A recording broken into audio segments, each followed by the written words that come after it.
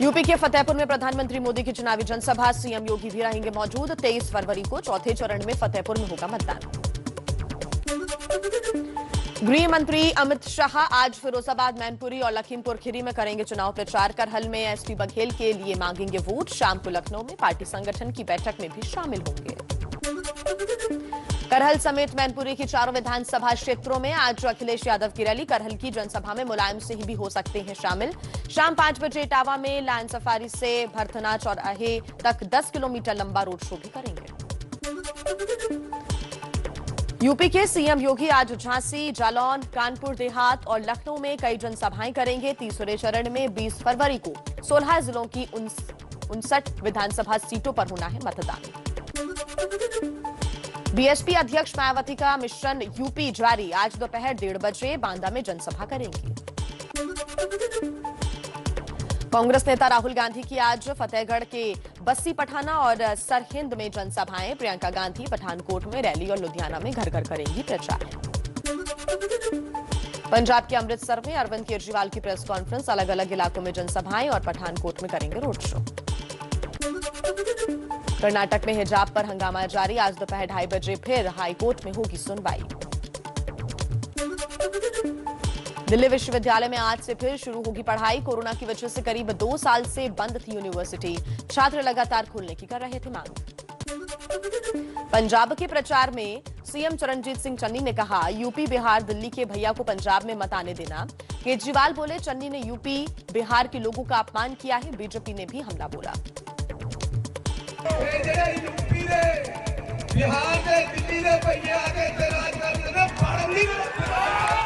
ये बहुत शर्म की बात है। कांग्रेस की वही पुरानी मुगलों वाली सोच है कि फूट डालो और शासन करो। चन्नी के बयान पर सीएम योगी का करारा प्रहार। कहा, यही कांग्रेस के संस्कार है। कांग्रेस की नीति विभाजनकारी है। जनता करारा जवाब देगी। कांग्रेस ने जातिवाद, आतंकवाद, नक्सलवाद जैसे जख्म दिए हैं। ये कांग्रेस का संस्कार है। कांग्रेस ने देश को इतने जख्म दिए हैं, जातिवाद का, क्षेत्रवाद का, भाषावाद का, आतंकवाद का, नक्सलवाद का। यूपी बिहार के भैया पर सीएम चन्नी के बहाने प्रियंका गांधी सियासी दलों के निशाने पर आई। अनुराग ठाकुर भी बोले, प्रियंका ने हंसकर मजाक उड़ाया है। जनता सबक सिखाएगी। प्रियंका गांधी जी के समय पंजाब के मुख्यमंत्री ने उत्तर प्रदेश और उत्तर प्रदेश के लोगों का जो अपमानजनक बयान दिया है और इसको लेकर आपत्ति व्यक्त नहीं प्रियंका जी ने की, बल्कि हंसना शुरू कर दिया। इस चुनाव में उत्तर प्रदेश की जनता जवाब देगी। यूपी के झांसी में रोड शो और रैली कर सीएम योगी ने कहा, अब की बार फिर 300 पार। अखिलेश यादव ने कानपुर से भरी हुंकार। भारतीय जनता पार्टी की डबल इंजन की सरकार उत्तर प्रदेश के अंदर फिर से 300 पार के लक्ष्य को प्राप्त करेगी। क्या पहले और दूसरे चरण में ही समाजवादी पार्टी और समाजवादी पार्टी के गठबंधन ने शतक लगा लिया है। उत्तर प्रदेश के कन्नौज की रैली में पुलिस पर भड़के अखिलेश यादव। मंच से पुलिस वालों को जमकर भला बुरा कहा।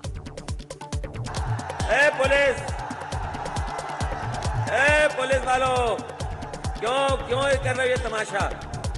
तुमसे ज्यादा बदतमीज कुछ नहीं हो सकता। संत रविदास की तस्वीर वाले मंच से पीएम मोदी ने यूपी के सीतापुर में रैली की। बोले, यूपी में बीजेपी का मतलब दंगा राज, माफिया राज, गुंडा राज खत्म। हर त्योहार मनाने की इजाजत। यूपी में भाजपा सरकार होने का मतलब है दंगा राज, माफिया राज, गुंडा राज, इन पर बराबर कंट्रोल। पूजा पर्वों को मनाने की खुली स्वतंत्रता। लखनऊ की रैली में बोले राजनाथ सिंह, यूपी को बुआ बबुआ नहीं, सिर्फ बाबा की जरूरत। अखिलेश बोले, चुनाव नतीजों से बाबा धुएं में उड़ जाएंगे। गर्मी निकालने वालों का धुआं निकल जाएगा।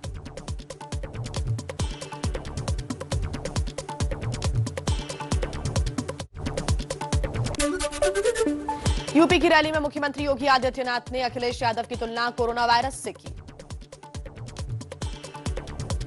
जैसे आपने सपा बसपा कांग्रेस के चिन्ह को बोतल में बंद करके हमेशा के लिए राजनीति से खारिज कर दिया है, ऐसे कोरोना के चिन्ह को हम लोगों ने भी बोतल में बंद करके हमेशा के लिए बंद करके रख दिया है। यूपी में औरैया की रैली में बोले अखिलेश यादव, गर्मी शांत करने का दावा करने वाली बीजेपी 2 चरणों के बाद ही शून्य होने जा रही है। जो लोग गर्मी निकालने की बात कह रहे थे, पहले चरण के बाद ही उनके नेता कार्यकर्ता ठंडे पड़ गए हैं। यूपी में महोबा की रैली में एसपी और बीएसपी पर बरसे योगी आदित्यनाथ, कहा दोनों पार्टियां गरीबों का राशन खा जाती थी। सरकार में, बसपा की सरकार में, कांग्रेस की सरकार में, सपा की सरकार में सपा के गुर्गे सब राशन खा जाते थे। बीएसपी अध्यक्ष मायावती ने कहा, एससी समुदाय के लोगों को आरक्षण का लाभ नहीं मिल पा रहा है क्योंकि सरकार हर चीज को प्राइवेट हाथों में सौंप रही है जहां आरक्षण नहीं है। भाजपा सरकार की भी नीतियां व कार्यशैली अधिकांश यहाँ जातिवादी, पूंजीवादी एवं आरएसएस के संकीर्ण एजेंडे को ही लागू करने पर टिकी रही हैं। चलिए कुछ और खबरें देख लेते हैं फटाफट अंदाज में। पठानकोट की रैली में कांग्रेस और आम आदमी पार्टी पर मोदी ने साधा निशाना, बोले एक ने पंजाब को लूटा, दूसरे ने दिल्ली को। एक ने पंजाब को लूटा, दूसरी दिल्ली में एक के बाद एक घोटाले कर रही है। अब ये दोनों पार्टियां मिलकर पंजाब में नूरा कुश्ती कर रहे हैं, नूरा कुश्ती। पंजाब के फिरोजपुर में गृह मंत्री अमित शाह ने चुनावी रैली की, बोले फिरोजपुर में मोदी रैली करने आ रहे थे तो कांग्रेस ने रास्ते रुकवाए। स्वागत करने की जगह पंजाब के मुख्यमंत्री ने उनका रास्ता रोकने का कहा। ड्रग्स रैकेट में मजीठिया पर एक्शन को लेकर बोले केजरीवाल, कांग्रेस ने मेरी माफी का बहाना बनाकर नहीं की कार्रवाई, सरकार बनी तो ऊपर से नीचे तक सब पर होगा एक्शन। ये मेरी माफी को बहाना बना के कहते हैं, केजरीवाल ने माफी मांगी थी इसलिए हमने गिरफ्तार नहीं किया, ये क्या बात है? तो अगर आप आए तो मजीठिया पे वार होगा, नशे पे वार होगा और नशे में जो भी इन्वॉल्व है ऊपर से नीचे सबके ऊपर वार होगा। संत रविदास जयंती के बहाने सभी राजनीतिक दल एसपी समुदाय के वोटरों को साधने की कोशिश में जुटे रखे। कल दिन भर रविदास मंदिरों में हुए नेताओं के दौरे, पंजाब में संत के करीब 20 लाख अनुयायी वोटर है।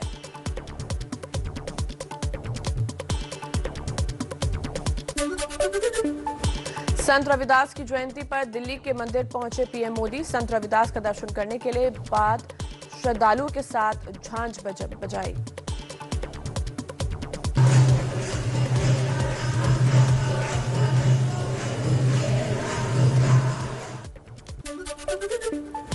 राहुल और प्रियंका गांधी भी सीर गोवर्धन में रविदास मंदिर पहुंचकर दर्शन किए। पंजाब के सीएम चरणजीत सिंह चन्नी ने भी मत्था टेका। राहुल प्रियंका ने लंगर छककर प्रसाद बांटा। जालंधर में अरविंद केजरीवाल और आप के सीएम उम्मीदवार भगवंत मान भी संत रविदास के मंदिर पहुंचे। केजरीवाल बोले, दिल्ली में संत रविदास का बड़ा मंदिर बनना चाहिए। दिल्ली में जो मंदिर की बात कही है, हम तो चाहते हैं कि वहाँ पे एक गुरुजी महाराज का बहुत भव्य मंदिर बनाया जाए। करीब 23 साल करोड़ के बैंक घोटाले की जांच में सीबीआई के बाद ईडी की एंट्री। एबीजी, शिपयार्ड और प्रमोटर्स के खिलाफ मनी लॉन्ड्रिंग का केस दर्ज किया। एजीबी बैंक घोटाले में बीजेपी ने कांग्रेस पर निशाना साधा, कहा घोटाला कांग्रेस के जमाने में 2005-12 के बीच हुआ, अब कार्रवाई मोदी सरकार कर रही है। ये उल्टा चोर कोतवाल को डांटे वाला मामला है। आप सभी अभी तक तो जानते हैं तो लोन कब दिए गए? ये लोन 2005 से 2012 के बीच में दिए गए। चीन की मोबाइल कंपनी दुबई पर आयकर विभाग का शिकंजा। दिल्ली, गुरुग्राम और बेंगलुरु में 2 दिन से छापे जारी। टैक्स चोरी का आरोप। कर्नाटक हाईकोर्ट में हिजाब विवाद पर कल सुनवाई के दौरान मुस्लिम पक्षकारों के वकील ने कहा, हिंदू लड़कियां चूड़ी पहनती है और क्रिश्चियन क्रॉस। हिजाब पर सवाल क्यों? सबको इंडिया में हर लड़की को, हर लड़के को राइट है, उसे कैसा पहनना चाहिए, कैसा रहना चाहिए, क्या क्या खाना चाहिए, सब राइट है। तो हमें हमारा राइट चाहिए। कर्नाटक में हिजाब विवाद जारी। राज्य में कई जिलों में स्कूल के बाहर किया गया प्रदर्शन। हाईकोर्ट के आदेश के बाद स्कूलों में फिलहाल धार्मिक लिबास पहनने से रोका जा रहा है।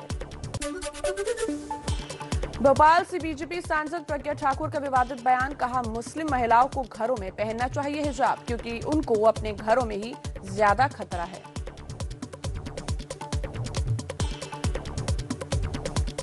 जिनके घरों में बहन का नाता नहीं है, जिनके घरों में बुआ की लड़की, मौसी की लड़की, हमारी लड़की, पहले बाप के पिता की, पहले बाप के पहली बीवी की लड़की, हम सबसे शादी कर सकते हैं, तो हिजाब तुम्हें घर में पहनना चाहिए। एबीपी न्यूज से बोले ओवैसी। मोदी कहते हैं मुस्लिम महिलाएं उन्हें आशीर्वाद दे रही है, तो बेटियां के हिजाब का अधिकार क्यों छीन रही है बीजेपी? कुछ और अहम खबरें आपको बता देते हैं फटाफट अंदाज में ही। कर्नाटक विधानसभा में कांग्रेस का प्रदर्शन। मंत्री केएस ईश्वरप्पा का इस्तीफा मांगा। ईश्वरप्पा ने तिरंगे को भगवा करने वाला बयान दिया था। असम के मुख्यमंत्री हेमंत बिस्वा के खिलाफ हैदराबाद में एफआईआर दर्ज। राहुल गांधी और उनके पिता पर आपत्तिजनक टिप्पणी करने का आरोप। बिहार के दरभंगा में 3 लोगों को जिंदा जलाने के मामले को लेकर विरोध प्रदर्शन तेज। कई जगह टायर जलाकर रास्ते रोके गए। भूमाफिया पर हत्या करने का आरोप।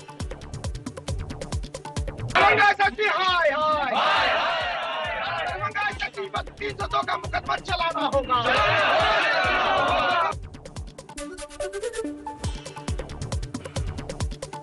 बिहार के मधेपुरा में यूरिया न मिलने से नाराज किसानों ने रेलवे स्टेशन पर किया हंगामा। कई घंटे तक बाधित रहा रेल रूट।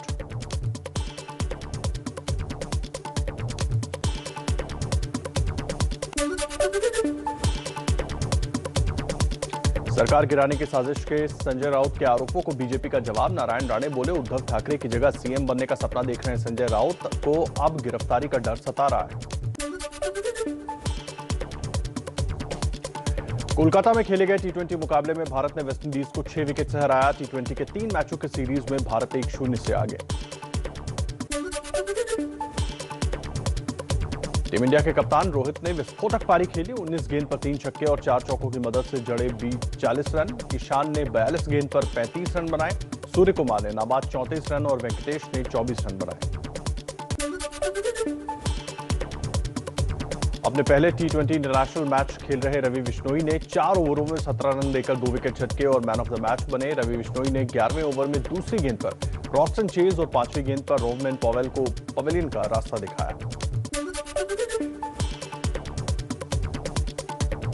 भारत और वेस्टइंडीज के बीच 20 फरवरी को होने वाले तीसरे टी20 मैच में 20,000 दर्शक मैच देख सकेंगे। बीसीसीआई ने पहले दर्शकों को आने की अनुमति नहीं दी थी। पहले 2 मैच ईडन गार्डन्स में बिना दर्शक के ही खेले जाएंगे।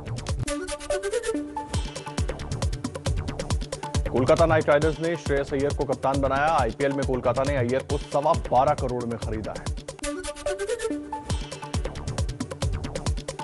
यूपी योद्धा का अंतिम कबड्डी लीग मुकाबले में आज यू मुंब्रा से मुकाबला। योद्धा 63 अंकों के साथ अंक तालिका में तीसरे नंबर पर है। टीम मैच जीतकर प्लेऑफ में जगह पक्की करना चाहेगी। यूपी योद्धा का प्रमुख प्रायोजक है एबीपी न्यूज।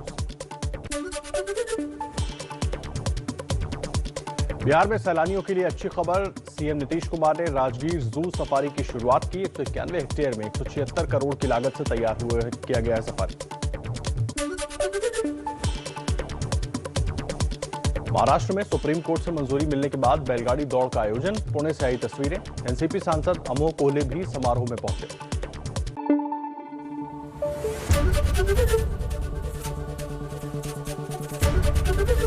एबीपी न्यूज आपको रखे आगे।